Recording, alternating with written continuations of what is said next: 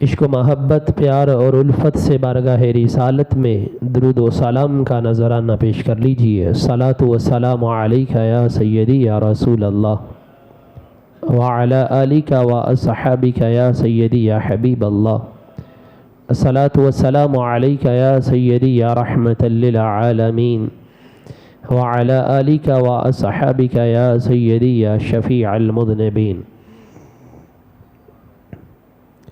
نہایت ہی واجب الاحترام دوستو، بزرگوں، نوجوان ساتھیوں، اللہ تبارک و تعالی کے فضل اور احسان سے اس کے محبوب مکرم صلی اللہ علیہ وآلہ وسلم کی نظر رحمت سے جمعۃ المبارک کے اس اجتماع میں شریک ہیں۔ دعا ہے خالق کائنات جل وعلا ہم سب کو اس دن کی برکات سے مالا مال فرمائے۔ اللہ رب العزت قرآن و سنت کے فہم کی برکتوں سے ہمارے سینوں کو منور و کشادہ فرمائے۔ آج کی یہ گفتگو حضرت سیدنا عثمان غنی ذو النورین رضی اللہ تعالی عنہ کے یوم شہادت کے حوالے سے ہے۔ اللہ رب العزت ان کے درجات میں کروڑوں بلندیاں عطا فرمائے اور ان کی حیا کے صدقے ہم سب کو اپنے کردار میں حیا پیدا کرنے کی توفیق عطا فرمائے۔ اللہ تبارک و تعالی کا علم ہر چیز کو محیط ہے۔ کوئی چھوٹی سے چھوٹی چیز اور کوئی بڑے سے بڑی چیز اللہ تبارک و تعالی کے علم سے باہر نہیں ہے۔ اس نے اپنے علم و حکمت کی وسعتوں کا ذکر کرتے ہوئے قرآن مقدس میں ارشاد فرمایا، وَلَوْ أَنَّ مَا فِي الْأَرْضِ مِن شَجَرَةٍ أَقْلَامٍ، اگر روئے زمین کے سارے درخت اقلام یعنی قلمیں بن جائیں، والبحر یمدہ من بعدہ سبعۃ ابحر، اور سمندر جتنے بھی ہیں سارے کے سارے سیاہی بن جائیں، پھر یہ سمندر ختم ہو جائیں، اس کے بعد مزید 7 سمندر اور آ جائیں، اور پھر اللہ تعالیٰ کے کلمات لکھنا شروع کر دیے جائیں، فرمایا قلم گھس جائیں گے، سیاہیاں ختم ہو جائیں گی، ما نفدت کلمات اللہ، اللہ کی باتیں، اللہ کے کلمات ختم نہیں ہو سکتے۔ یہ اللہ کے علم کی وسعت ہے۔ ان اللہ عزیز حکیم، بے شک اللہ غالب حکمت والا ہے۔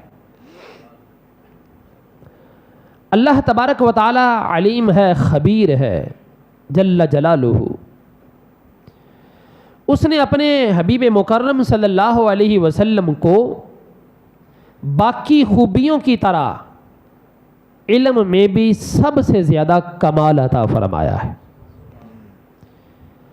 ساری مخلوق میں سب سے زیادہ جس کا علم ہے وہ میرے اور آپ کے آقا صلی اللہ علیہ وسلم ہے۔ ان کی علمی وسعت کو بیان کرتے ہوئے اللہ تعالیٰ نے فرمایا، وَعَلَّمَكَ مَا لَمْ تَكُنْ تَعْلَمْ، پیارے محبوب تمہارے رب نے آپ کو وہ کچھ سکھا دیا ہے جو کچھ آپ نہیں جانتے تھے۔ جو آپ نہیں جانتے تھے سب کچھ سکھا دیا ہے۔ اچھا، لفظ ما، وَعَلَّمَكَ مَا لَمْ تَكُنْ تَعْلَمْ، ما لم تکن، ما کا معنی کیا ہے؟ میں آپ کو سمجھاتا ہوں۔ اللہ نے قرآن کے اندر بیان فرمایا ہے، وَلِلَّهِ مَا فِي السَّمَاوَاتِ وَمَا فِي الْأَرْضِ، جو کچھ آسمانوں میں ہے، جو کچھ زمینوں میں ہے، وہ اللہ کا ہے۔ جس طرح یہاں پر لفظ ہے نا، اللہ کے لیے ہے ما فی السماوات وما فی الارض، ما کے اندر عمومیت ہے۔ ایسا نہیں ہے کہ فلاں چیز تو اللہ کی ہے، فلاں اللہ کی نہیں ہے، فلاں بڑی چیز اللہ کی ہے، چھوٹی چیز اللہ کی نہیں ہے نا۔ ما فی السماوات وما فی الارض، آسمانوں میں جو کچھ ہے بڑا ہے یا چھوٹا ہے، جو کچھ بھی ہے سب کچھ اللہ کا، زمین میں جو کچھ ہے وہ بھی اللہ کا۔ ما یہاں پر عمومیت کے لیے ہے، جس طرح یہاں پر ما عمومیت کے لیے ہے، ایسے ہی قرآن کے اس مقام پہ بھی وَعَلَّمَكَ مَا لَمْ تَكُنْ تَعْلَمْ، پیارے محبوب اللہ نے آپ کو وہ کچھ سکھا دیا ہے جو کچھ آپ نہیں جانتے تھے، یعنی سب کچھ سکھا دیا ہے۔ اور علم کے حوالے سے نبی پاک علیہ الصلوۃ والسلام کی ایک خوبی یہ بھی ہے کہ آپ علیہ الصلوۃ والسلام جس بات میں مخلوق کا فائدہ ہوتا ہے نا، اس کو بتانے میں بخل نہیں کرتے، بتا دیتے۔ قرآن نے اس چیز کی گواہی دی ہے، وَمَا هُوَ عَلَى الْغَيْبِ بِضَنِينَ، یہ رسول ایسے ہیں غیب بتانے میں بخل نہیں کرتے، غیب بتانے میں بخل نہیں کرتے۔ قرآن نے کہا ہے وَمَا هُوَ عَلَى الْغَيْبِ بِضَنِينَ۔ نبی غیبداں صلی اللہ تعالی علیہ وآلہ وسلم نے جہاں غیب کی دیگر خبریں ارشاد فرمائی ہیں، قیامت تک ہونے والے فتنے، کس طرح کس کو کیا چیز کس وقت پہنچے گی، وہ سب کچھ کھول کھول کے آپ علیہ الصلوۃ والسلام نے صحابہ کے سامنے بیان فرمایا ہے۔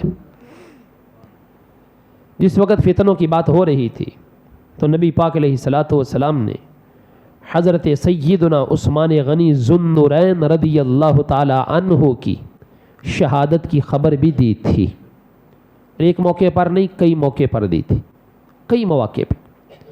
اور پھر جس وقت آپ کو یہ آزمائش درپیش ہوگی، اس وقت جو حق پر ہوگا اس کے بارے میں بھی آپ نے ارشاد فرمایا۔ اور پھر یہ بھی تلقین کی کہ لوگ آپ سے کہیں گے کہ خلافت کی قمیض کو اتار دو، پیارے عثمان تو نے اس خلافت کی قمیض کو اتارنا نہیں ہے، جان اللہ کے سپرد کر دینی ہے۔ یہ باقاعدہ یہ غیب کی خبریں یا آقا کریم علیہ الصلوۃ والسلام نے پہلے ہی بیان فرما دیا تھا۔ صحیح بخاری کے اندر حدیث ہے، سیدنا انس بن مالک کہتے ہیں حضور احد پہاڑ پر تشریف لائے، حضرت ابو بکر، حضرت عمر، حضرت عثمان غنی رضی اللہ تعالی عنہ ساتھ ہیں۔ جس وقت تشریف لائے نا احد پہاڑ پر، میں ترجمہ وہ کروں گا جو ملا علی کاری نے کیا ہے صدیوں پہلے۔ جس وقت احد پہاڑ پر آئے نا تو لفظ یہ ہے انتعاشا و احتزازا لقدومہم، ان مقدس ہستیوں کے آنے کی وجہ سے احد پہاڑ جھومنے لگا۔ احتزازا و انتعاشا، اس کا معنی ہوتا ہے جنبش کرنا، حرکت کرنا۔ تو عشاق نے اس کا ترجمہ یہ کیا ہے مقدس ہستیوں کا قدم پہاڑ کے اوپر ہے، وہ جھومنے لگا خوشی کی وجہ سے کہ اتنے مقدس ہستیاں میرے اوپر تشریف فرما ہیں۔ آقا کریم علیہ الصلوۃ والسلام نے غیب کی خبر دیتے ہوئے ارشاد فرمایا اثبت یا احد، اے احد ٹھہر جا، فإنما علیک نبی و صدیق و شہیدان، دیکھ تیرے اوپر ایک نبی، ایک صدیق اور 2 شہید سوار ہیں۔ یہ 2 جملے آپ نے ارشاد فرمائے ہیں، تیرے اوپر ایک نبی، ایک صدیق، 2 شہید سوار ہیں۔ شہید 2 کون تھے؟ ایک حضرت عمر ہے، ایک حضرت عثمان غنی ہے۔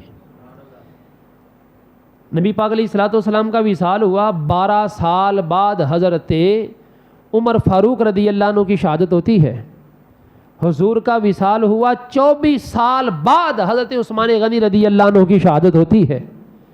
یہ علم نبوت ہے کہ نبی پاک علیہ الصلوۃ والسلام نے اپنی ظاہری حیات میں ایک کے 12 سال پہلے اور ایک کے 24 سال پہلے ہی شہادت کی خبر ارشاد فرما دی۔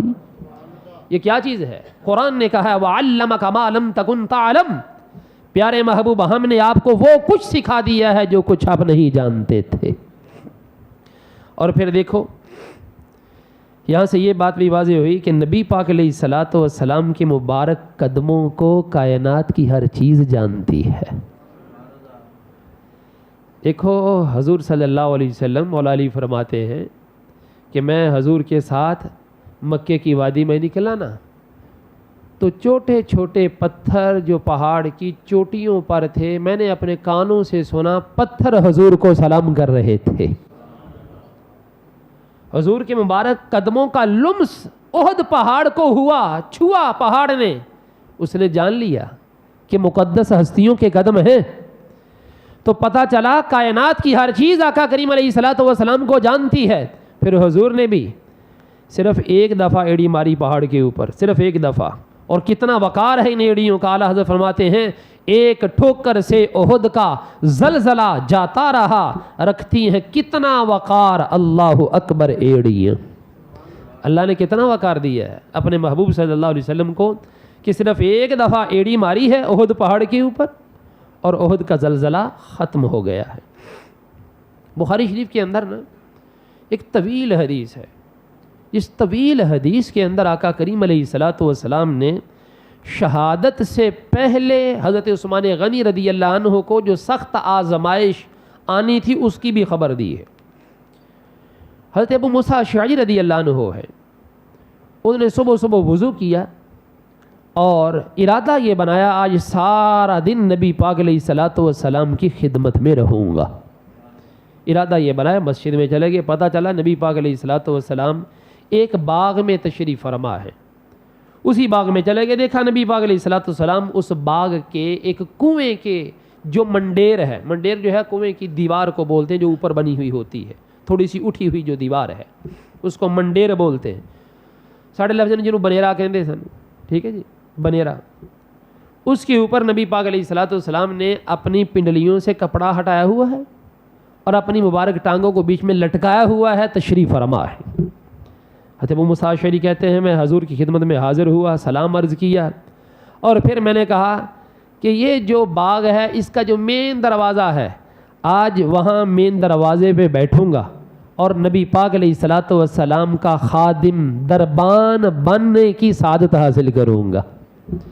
لفظ دیکھیے کیسے پیارے، لَأَكُونَنَّ بَوَّابَ رَسُولِ اللَّهِ الْيَوْمِ، آج میں اللہ کے رسول صلی اللہ علیہ وسلم کا بواب بننے کی سعادت حاصل کروں گا۔ دروازہ اندر سے لگا لیا اور دروازے کے اندر بیٹھ گئے۔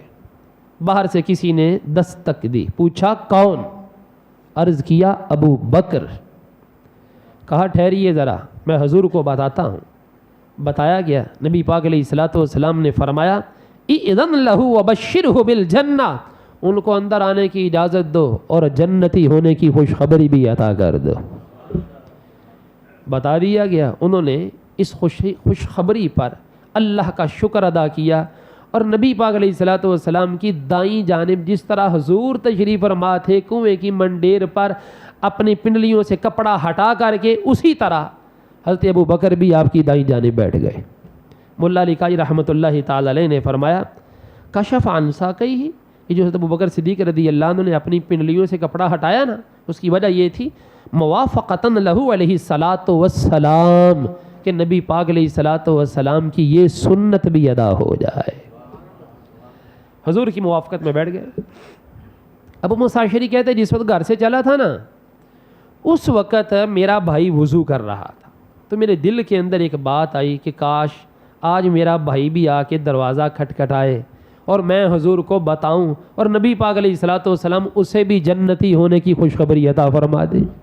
کہتے میں سوچ رہا تھا، کسی نے پھر دروازہ کھٹکھٹایا، میں نے پوچھا کون؟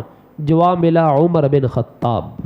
کہتے ہیں میں حضور کی بارگاہ میں آیا، نبی پاک علیہ الصلوۃ والسلام نے فرمایا اِذَنْ لَهُ وَبَشِّرْهُ بِالْجَنَّةِ، ان کو بھی اندر آنے کی اجازت دو اور جنتی ہونے کی خوشخبری بھی عطا فرما دو۔ ان کو بھی خوشخبری دے دی گئی، انہوں نے اللہ کا شکر ادا کیا اور دیکھا ابو بکر دائیں جانب بیٹھے ہیں، جس طرح حضور تشریف فرما ہے، آپ جو ہے وہ بائیں جانب نبی پاک علیہ الصلوۃ والسلام کے، جس طرح دونوں مقدس ہستیاں پہلے بیٹھی ہوئی ہیں اسی طرح حضرت عمر بھی بیٹھ گئے۔ حضرت ابو موسیٰ اشعری کہتے ہیں میں دروازے پہ پھر بیٹھ گیا، پھر کسی نے دستک دی، جس وقت دستک ہوئی میں نے پوچھا کون؟ تو جواب ملا عثمان بن عفان۔ تو میں حضور کی بارگاہ میں آیا، نبی پاک علیہ الصلوۃ والسلام نے پھر فرمایا اِذَنْ لَهُ وَبَشِّرْهُ بِالْجَنَّةِ عَلَى بَلْوَىٰ تُصِيبُهُ، ان کو اندر آنے کی اجازت دو، جنتی ہونے کی خوشخبری بھی دو لیکن ساتھ ساتھ یہ بھی بتا دو کہ شہادت سے پہلے آزمائش سے دو چار کیے جاؤ گے. علی بلوا تصیبہ، آزمائش آئے گی، مصیبت آئے گی، یہ بھی بتا دو. جس وقت عثمان غنی رضی اللہ عنہ اندر آئے تو انہوں نے سب کچھ بتایا. تو حضرت عثمان غنی رضی اللہ عنہ خوشخبری پر اللہ تعالیٰ کا شکر ادا کرنے لگے، اور جو مصیبت کی بات سنی تھی تو کہنے لگے اللہ المستعان، اس مصیبت کی گھڑی میں میرا رب ہی میری مدد فرمائے گا.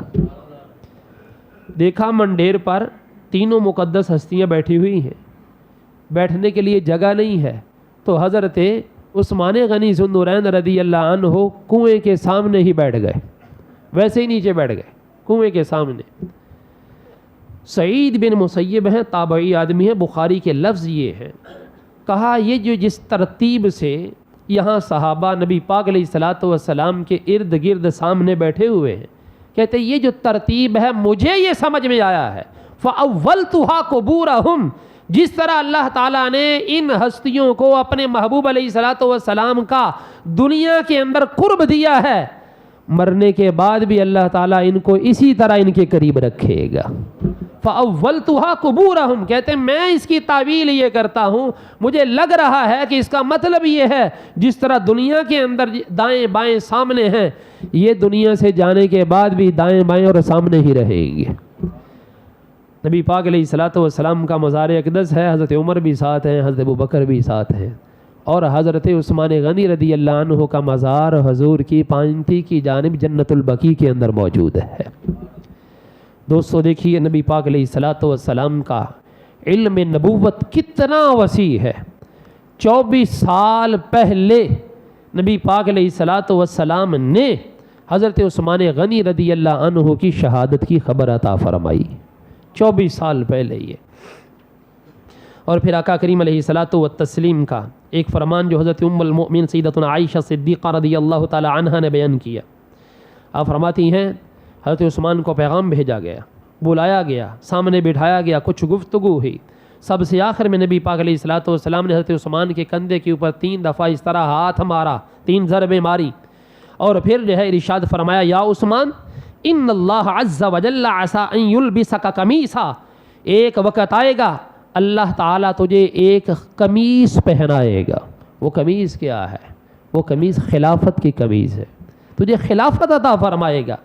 فَإِنْ أَرَادَكَ الْمُنَافِقُونَ عَلَى خَلْعِهِ، اگر منافق لوگ تیری اس قمیض کو اتارنا چاہیں فَلَا تَخْلَعُوا حَتَّى تَلْقَانِي، تو کبھی بھی اس قمیض کو اتارنا نہیں. حَتَّى تَلْقَانِي، اے عثمان یہاں تک کہ تم مجھ سے آ کے مل لے، یعنی جام شہادت نوش کر لینا لیکن قمیض نہ اتارنا. نبی پاک علیہ الصلاۃ والسلام نے باقاعدہ یہ تلقین کی تھی. حضرت عثمان غنی رضی اللہ عنہ کے گھر کا 40 دن تک محاصرہ رہا، 40 دن تک. اور وہی مدینہ پاک، جس مدینہ پاک کے اندر مسجد نبوی کے اندر لوگوں کے واسطے نماز پڑھنے کے لیے جگہ کم پڑ گئی تھی، آپ نے کئی درہم دے کر کے وہاں پر جگہ خرید کر کے مسجد نبوی کی توسیع کی تھی، لیکن 2 رکعت نماز پڑھنے کی اجازت نہیں آپ کو دی گئی. بئر روما خرید کر کے مسلمانوں پر وقف کیا گیا، لیکن حضرت عثمان غنی رضی اللہ عنہ کھاری پانی پینے پہ مجبور تھے. 40 دن تک باغیوں نے محاصرہ کیے رکھا، اور مطالبہ یہ تھا کہ اس خلافت سے دستبردار ہو جائیں. اور آپ نے لوگوں کو فرمایا تھا، فرمایا آقا کریم علیہ الصلاۃ والسلام نے مجھے فرمایا تھا کہ اگر منافق لوگ تجھے یہ بات کہیں کہ اپنی قمیض اتار دو فلا تخلعہ، تو مجھے حکم یہ ملا تھا کہ میں نہ اتاروں. حتی تلقانی، فرمایا جان جا سکتی ہے لیکن حضور کا فرمان کبھی نہیں ڈال سکتا. یہ حضرت عثمان غنی رضی اللہ تعالی عنہ کا یہ حوصلہ بھی تھا، آپ کی ہمت بھی تھی، آپ کی جرت بھی تھی. اور پھر حضرت عثمان غنی رضی اللہ عنہ کے اس وقت میں حق پر ہونے کی بھی خبر نبی پاک علیہ الصلاۃ والسلام نے خود ارشاد فرمائی تھی. فرمایا کہ یہ جو قمیض نہیں نہ اتارو گے تم حق پر رہو گے. یہ حضرت سیدنا کعب بن عجرہ ہیں، آپ کہتے ہیں مسند امام احمد کے اندر یہ حدیث ہے، کہتے ہیں کہ فتنوں کا ذکر ہوا تو آقا کریم علیہ الصلاۃ والسلام نے فرمایا یہ جو سامنے بندہ جا رہا ہے نا، یہ والا جس نے اپنا منہ چھپایا ہوا ہے، جس وقت فتنہ بپا ہوگا تو یہ بندہ اس وقت حق پر ہوگا. ھذا یومئذ علی الحق، جس دن فتنہ ہوگا اس دن یہ حق پر ہوگا۔ کعب بن عجرہ کہتے ہیں میں جلدی سے بھاگا اور اس شخص کو پکڑا اور اس کا چہرہ حضور کی طرف کیا، حضور یہی ہے؟ کہا بالکل یہی، میں نے اسی کے بارے میں فرمایا ہے۔ کہتے میں نے تھوڑا سا ان کا جو ہے وہ کپڑا ہٹا کے دیکھا تو حضرت عثمان غنی ذو النورین رضی اللہ عنہ ہوتے۔ فرمایا جس دن فتنہ ہوگا اس دن یہ حق پر ہوگا۔ حضرت عثمان غنی رضی اللہ تعالی عنہ کی جو سوانح ہے دوستو وہ پڑھنے کے قابل ہے۔ حضرت عثمان غنی رضی اللہ تعالی عنہ خود اپنے بارے میں فرماتے ہیں، آپ نے فرمایا واللہ ما زنیت فی جاہلیت ولا اسلام قط، کہتے خدا کی قسم زمانہ اسلام ہے زمانہ جاہلیت میں نے دونوں زمانے دیکھے، کہتے کبھی بھی میں نے زنا نہیں کیا۔ فواللہ ما زنیت ولا احببت ان لی بدینی بدلا منذ ہدانی اللہ، جب سے اللہ تعالیٰ نے اسلام کی مجھے ہدایت دی ہے اسلام کے علاوہ کبھی کسی دین کی چاہت بھی میرے دل کے اندر پیدا نہیں ہوئی۔ پھر فرماتے ما تغنیت، میں نے کبھی گانا نہیں گایا۔ دیکھیے گانا یہ مذموم صفت ہے، جو اچھے کردار کا اچھے اخلاق کا مالک ہے کبھی گانا نہیں گائے گا۔ یہ بدبخت ہیں لوگ جو آج کل نئی دین کی تشریح کر رہے ہیں کہ گانا جائز ہے جی، اندر بیٹھ کر کے چند کتابیں اپنے سامنے رکھ کے اردو کی کتابیں پڑھتے ہیں، کہتے گانا جائز ہے۔ اگر گانا جائز ہوتا تو حضرت عثمان غنی رضی اللہ عنہ اپنا یہ وصف کبھی بھی بیان نہ کرتے کہ ما تغنیت، کہتے میں نے کبھی بھی گانا نہیں گایا، ما تغنیت۔ اور پھر فرمایا ولا تمنیت، میں نے کبھی جھوٹ نہیں بولا، ولا شربت خمرا فی جاہلیت ولا اسلام، زمانہ جاہلیت میں جس وقت شراب کا دورہ تھا فرمایا میں نے اس وقت بھی کبھی شراب نہیں پی، اور اسلام میں جب تک شراب حلال تھی میں نے اس وقت بھی کبھی شراب نہیں پی۔ ولا سرقت فی جاہلیت ولا اسلام، میں نے کبھی بھی چوری نہیں کی۔ پھر حضرت عثمان غنی رضی اللہ تعالیٰ عنہ کی سیرت کا پہلو کیسا ہے؟ کان اذا اغتسل، جب غسل کرتے باحیا اتنے لا یرفع المئزر عنہ، اپنے آپ سے اپنی تہمت جدا نہیں کرتے تھے، یعنی غسل خانے کے اندر ہوتے وہو فی بیت مغلق علیہ، غسل خانے میں اندر سے دروازہ بھی لگا ہوا ہے لیکن حیا اللہ سے اتنی ہے کہ اپنے جسم سے تہمت بھی جدا نہیں کرتے تھے، اتنے باحیا تھے۔ نبی پاک علیہ الصلوۃ والتسلیم جس وقت اپنی پنڈلیوں سے کپڑا ہٹا کر کے گھر کے اندر تشریف فرما تھے، اما عائشہ صدیقہ رضی اللہ تعالیٰ عنہ فرماتی ہیں ابو بکر بھی آئے، حضرت عمر بھی آئے، حضور اسی طرح تشریف فرما رہے، لیکن جس وقت حضرت عثمان غنی رضی اللہ عنہ آئے تو نبی پاک علیہ الصلوۃ والسلام نے اپنی پنڈلیوں کے اوپر کپڑا کر لیا، ڈھانپ لیا، تو فرمایا گیا، عرض کیا گیا کہ حضور ذرا بتلائیے یہ بھی تو آپ کے صحابی ہیں، یہ کوئی انوکھے صحابی ہیں؟ فرمایا الا تستحی منہ الملائکہ، الا استحی منہ الملائکہ، کیا میں ایسے بندے سے حیا نہ کروں جس کے رب کے فرشتے بھی حیا کرتے؟ نبی پاک علیہ الصلوۃ والتسلیم نے حضرت عثمان غنی رضی اللہ عنہ کے اس وصف کو علیحدہ سے بیان فرمایا، اور آپ کی فراست کتنی تھی، ظاہر بھی روشن تھا باطن بھی روشن تھا۔ یدخل احدکم وفی عینہ اثر الزنا، آپ کے سامنے ایک ایسا شخص آیا کہ جس کی آنکھوں کے اندر بدکاری کا اثر معلوم ہو رہا تھا، بد نظری کا، بد نگاہی کا اثر معلوم ہو رہا تھا، تو آپ نے فرمایا کہ لوگوں کو کیا ہو گیا ہے کہ ایسی آنکھیں لے کر کے، زنا والی آنکھیں لے کر کے میرے سامنے آ جاتے ہیں، تو بندہ کہنے لگا اوحی بعد رسول اللہ، وحی کا سلسلہ تو ختم ہو گیا، کیا آپ کے اوپر وحی آتی ہے جو آپ اس طرح فرما رہے ہیں؟ فرمایا وحی تو نہیں آتی، ولکنھا فراسہ، یہ اللہ تعالیٰ نے اپنے بندوں کو فراست عطا فرمائی ہے، جو حضور نے فرمایا ہے کہ اللہ کا بندہ اللہ کے نور سے دیکھتا ہے، اور مجھے تو اللہ تعالیٰ نے یہ صلاحیت عطا فرمائی ہے، یا تو تم یہ کہو میں یہ کر کے نہیں آیا، جب کر کے بھی آئے ہو تو میرا حق بنتا ہے کہ تجھے سمجھاؤں۔ محدثین نے یہاں ایک نتیجہ اخذ کیا ہے کہ جو حکمران ہوتا ہے نا اس کا کام فقط یہ نہیں ہے کہ روٹی کپڑا اور مکان صرف اسی کا نعرہ بلند کرے، لوگوں کی اخلاقیات کی ذمہ داری بھی اسی پر ہے کہ لوگوں کی اخلاق کو سنوارنا اور ان کو بتانا کہ بے حیائی کسے کہتے ہیں، ان کو بتانا کہ اچھا کیا ہے برا کیا ہے، اخلاقیات کی بلندیاں کیا ہیں، یہ حکمران کی ذمہ داری ہے۔ جس وقت حکمران ہی خود بد اخلاق ہوں، بد کردار ہوں، تو پھر ان لوگوں کو کیا سمجھا سکتے ہیں؟ یہ کتابیں ہم نے نہیں لکھی، کہ پارلیمنٹ اپنا وہ جو کتاب ہے کہ پارلیمنٹ سے لے کر بازار حسن تک، پارلیمنٹ سے بازار حسن تک، یہ کتابیں ہم نے نہیں لکھی، یہ انہی لوگوں نے لکھی ہیں کہ پارلیمنٹ سے لے کر بازار حسن تک کون پہنچے ہیں۔ یہ جب حکمران ہی اس بازار کے سرگرداں ہیں اور اس گلی کے مسافر ہیں، تو دوستو جب تک ان کا اخلاق درست نہیں ہو سکتا تو عوام کا اخلاق اور کردار کیسے جو ہے ستھرا ہو سکتا ہے۔ تو حکمران کی یہ ذمہ داری ہے کہ وہ اپنے آپ کو بھی باحیا رکھے اور معاشرے کے اندر، رعایا کے اندر جو اس طرح کے افراد ہوں ان کی اصلاح کی کوشش بھی کرے۔ یہ حضرت عثمان غنی ذو النورین رضی اللہ عنہ کے بارے میں مولا جی رضی اللہ عنہ کا فرمان سنو۔ جس وقت قرآن مجید برہان رشید کی آیت مقدسہ حضرت مولا جی رضی اللہ عنہ نے منبر رسول کے اوپر بیٹھ کر کے تلاوت کی، ان الذین سبقت لہم من الحسنی اولئک عنہا مبعدون، وہ لوگ کہ جن کے اوپر حسنہ بلائی سبقت کر گئی ہے، اولئک عنہا مبعدون، جن کو دوزخ سے بہت دور رکھا جائے گا۔ مولا جی رضی اللہ عنہ صاحب تفسیر قرطبی لکھتے ہیں بندوں کے نام لینے لگے کہ کس کس کو دوزخ سے دور رکھا جائے گا۔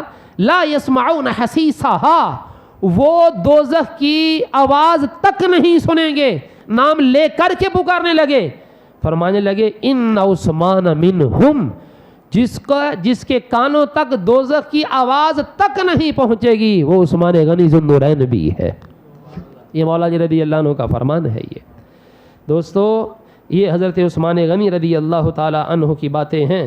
آپ کا سادگی کیا جو آپ کے سامنے رکھوں، منبر رسول کے اوپر تشریف فرما ہے، خطبہ دے رہے ہیں جمعے کا، علیہ ازار عدنی غلیظ ثمنہ 4 دراہم، تہمد پہنی ہوئی ہے اور عدن ایک علاقہ ہے، اس کا ایک موٹا کپڑا ہے اور وہ بھی کوئی اتنا قیمتی نہیں، 4 درہم کی تہمد ہے، موٹی وہ پہنی ہوئی ہے۔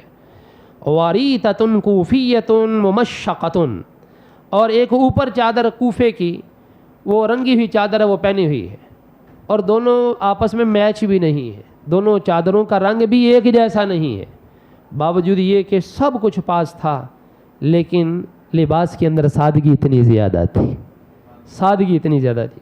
اچھا مہمان آتے تو شاہانہ کھانا ان کو کھلاتے، اور خود خل و زیت، خود جو ہے وہ سرکہ اور زیتون کے ساتھ روٹی تناول فرما لیا کرتے تھے۔ یہ آپ کی سادگی تھی اور آپ کی عاجزی تھی یہ۔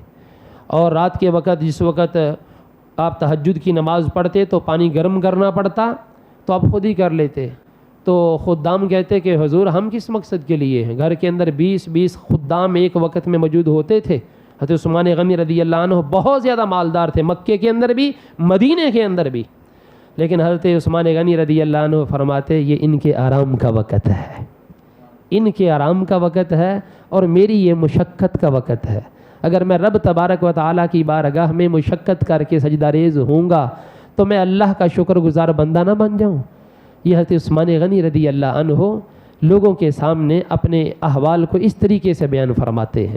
دعا ہے اللہ رب العزت ان کے مزار پر انوار پر کروڑوں رحمتوں کی تجلیاں نازل فرمائے۔ اللہ رب العزت ان کے صدقے ہمارے قلب و قالب کو ستھرا فرمائے، ہمیں ان کی حیا کا صدقہ، ہماری ماؤں بہنوں کو ہمیں بھی حیا کی چادر عطا فرمائے۔ آمین وما علینا الا البلاغ، سنتیں ادا فرمائے۔